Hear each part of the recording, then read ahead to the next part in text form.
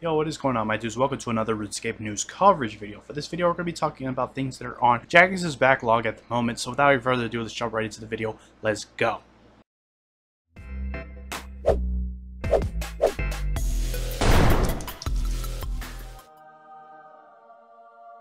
First off, I just want to preface the video by saying these things are on the backlog, which means that they're not actively being worked on, and in fact, many or all of these have not even had any development time allocated to any of these at all yet. That means that they will not infringe on any of the current updates or anything that is in Jagex's unfinished business list. So before anybody gets crazy about why Jagex focusing on things that are new when they still got a whole bunch of other things to worry about, just know that these things are not yet being worked on, and they still are working on things that we want. And Jagex will be hosting a in-game poll next week asking us about these updates and whether we want to see these in the game, so you can be able to vote on which ones you want, which ones you don't. Now that I got that out of the way, I have these categorized into three parts. We have small updates, medium updates, and large updates. So without any further ado, we're going to jump right into the small updates first. So let's have a look. First up, we have allow players to switch the ops on items on their action bar. So this will allow you to do things like change the order from wield to activate on, say, your Excalibur. So you can just pop it on your action bar, and then it'll either, based on what you choose, be wield, or maybe it'll be activate so you can do the special. Bounty Hunter closure and reward redistribution. Bounty Hunter is pretty much a dead mini game. I mean, PvP is not the most exciting thing as it once was. Doesn't have that popularity as it used to. So they're looking at closing the Bounty Hunter minigame, and obviously any of the rewards associated with it will be redistributed through other parts of the game, so you'll still be able to have access to those rewards, you just won't get them through Bounty Hunter. Next up, we have Dungeoneering contracts. I don't know exactly what these mean. They may be something similar to Slayer contracts, where you'll get a Dungeoneering contract and you'll be able to do something like collect X amount of resources in a dungeon or defeat a certain dungeon boss. Anyways, it looks like it's aiming to make goals for Dungeoneers, so I guess that's pretty cool. Next up, we have Elite Hunter creatures. I don't know exactly what this means, but if it's anything like Elite Slayer monsters, then it'll be obviously high-leveled hunter creatures, and I imagine it'll be much more attentive in order to have successful catches and successful XP rates. I think this is actually a pretty cool update, and I would like to see something like this in-game. Elite Summoning Familiars.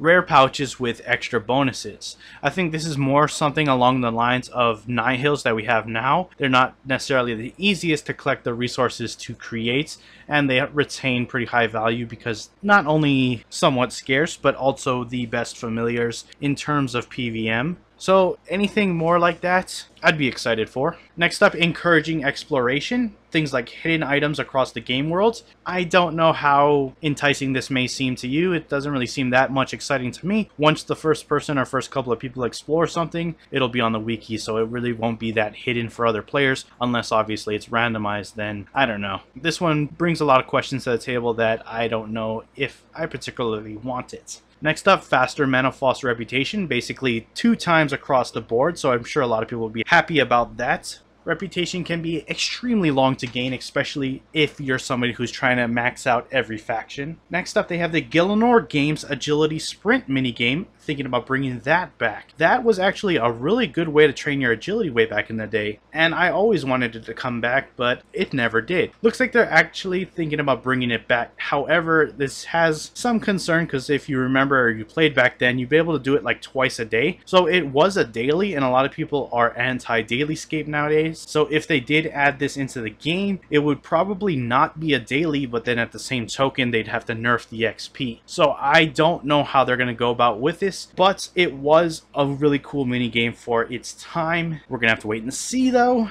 I don't know. Next up, loot casket drops from skilling. I always talked about this among my friends. If it would be cool if like you're woodcutting and a giant log drops and you chop it and you get like 100 noted logs, or if you happen to be fishing and then a bunch of bubbles pop up, you click that new fishing spot, you get 100 noted fish. It doesn't even have to be that number. You get the concept where an event happens, you interact with it, and you get a large chunk of whatever you have to be collecting. That would be a good incentive for skilling, and if loot caskets from skilling is anything like that idea, then I'd be really excited for something like that. It almost creates the feel of getting a rare drop when you're bossing, but for skilling. Obviously, it would have to be balanced to be not overpowered and not to be too scarce either, so like I said, if it's like something like that, I'd be all for it. Next up, we got new invention tools, Hunter, including a clockwork falcon. I'm sure a lot of people are going to be happy. That just means more ways to train your invention skill. So yeah, it's pretty straightforward. Next up, we have Pyramid Plunder Hard Mode. I don't know exactly what that means. Maybe you have to be extremely attentive to get the best XP rates. Probably harder monsters like high-level mummies or something of that sort. Who knows? Might be something you'd be interested in, and it could be a really good update if implemented correctly. Anyways, guys, that wraps it up for these small updates. We're going to head over shift gears to the medium ones now, so let's go ahead and have a look. So first up, we got alternative divination training methods. This will be interesting. They talked about having a much more AFK method, although divination is semi-AFK, but it's also not at the same token. So they'll create more AFK methods, and also on the other end have much more intensive divination training methods that could see some of the best XP rates in the game. I do think divination needs that kind of variety because there is only one way really to train divination aside from caches, but yeah, good to see that kind of thing come to their attention. Next up, we got Dungeoneering Trekking. This is basically temple trekking in Dungeoneering. That will be interesting. You take a low-level Dungeoneer NPC into some makeshift dungeons and gain him XP. There's a lot of good rewards you can get from temple trekking, especially for Iron Man. So if it reflects that in any way, then I could see a lot of people definitely partaking in Dungeoneering Trekking. And if it provides a new way to train Dungeoneering that is exciting and fun, then I'm sure a lot of people are going to be happy about that. Next up, we got Garden of Tranquility 2, making Varrock more attractive. I don't really care for that original quest, but if this is coupled with like a Varrock rework, much like we've had with Port Sarum and Falador, although those were with little mini events, not necessarily a quest, but if it was coupled with something like that, then I'd be all for it. Next up, we have high-level falconry. This will include a falcon familiar and a graphical rework. Now, this could also tie in, like I said previously, with the clockwork falcon for Invention in the small update section. So, if it has a good tie-in and it's a much more active hunter training method with good XP rates, it's another one of those things with skill diversity that I would love to see in the game. Moving on, we have Invention golems, gathering daily items like flax, staves, etc. This will be interesting. It's just another one of those automated invention things like we've had the machines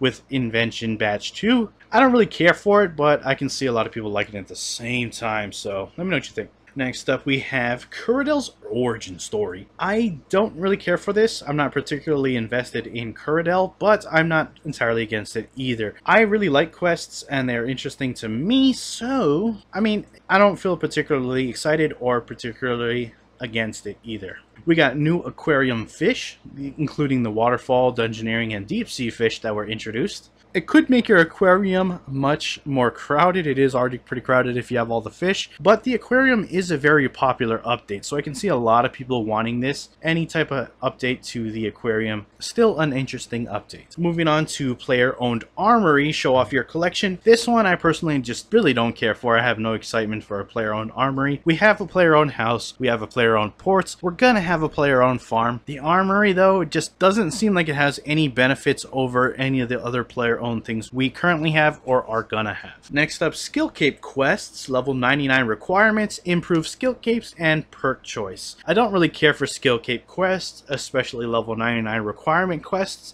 I feel like that just locks out too much people, and I don't know, not really excited about that. But improved skill capes and perk choice is something I am interested in. Many of the skill capes get underused or not used at all because the perks are very underwhelming, so any type of improvement in that field I am definitely for. And finally, the last thing for the medium updates is trimmed skill/combat pets. They talked about two ways you'd be able to trim it. Either you already own the pet and you happen to be doing whatever you're doing and roll for the pet again, then it would trim, or when you unlock a pet, there'll be like a series of different little activities you'd be able to do, and once you do those, you'll then unlock the trim version. Then you'll be able to differentiate yourself from other people that have similar pets. I don't know. Let me know what you think about that one. And finally, we're going to shift gears on over to the larger updates. So let's have a look here. First up, we got Araxor quest. Delving into what Araxor is all about, why the vampires fear Araxor so much, I think that'll be really interesting. Exciting to see. Maybe you'll have to fight Araxor in a very unique way, or maybe you'll learn more about Araxor that we did not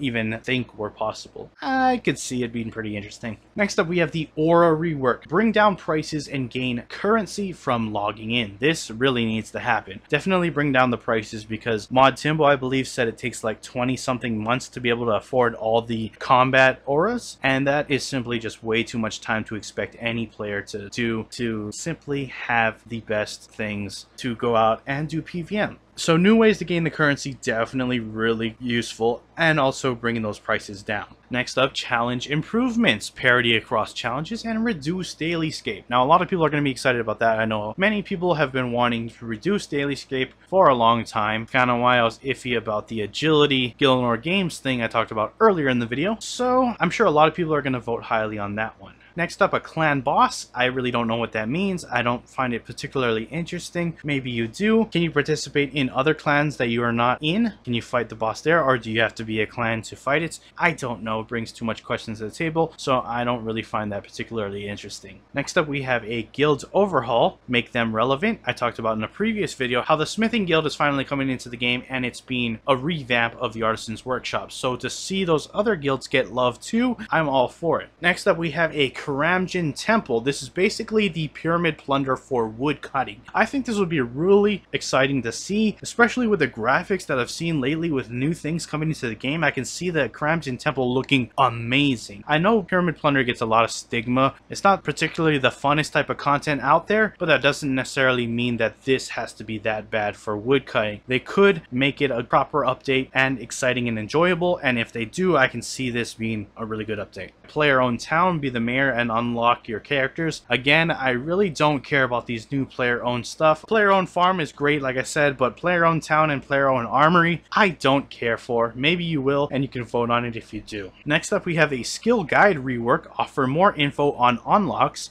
It's particularly strange that this falls under the larger updates. It seems something like a small or medium, but maybe there's a lot of things under the hood that I'm not aware of that would require attention when making this possible, so that's probably why it falls under the larger updates. But it's one of those things that I've said in the past. If it means more info to the player, that's always a good thing. It's never a bad thing to inform your player base about stuff, so not a bad update. Can't really say much about it, but it's overall not that bad. Finally, we have the Vorago Origin Quest. Much in the similar vein of the Araxor quest, you get to learn more about Vorago, what he's about, why he's here, why he got here, how he got here, etc., etc. So I'm sure a lot of people are going to be excited about that. I know I am. I would love to hear more about what Vorago is all about. Anyways, guys, that pretty much wraps it up for all the things on the backlog. Again, remember, these things are not currently being worked on, and they're going to be having a poll next week where you can vote on whether you want them to work on these things in the future. So please stay tuned in-game for that. That wraps it up for the video, guys. If you enjoyed it, hit that like button. If you're not subscribed and you want to stay up to date on all things RuneScape related, then hit that subscribe button. Anyways, I appreciate you watching. I am out. Peace.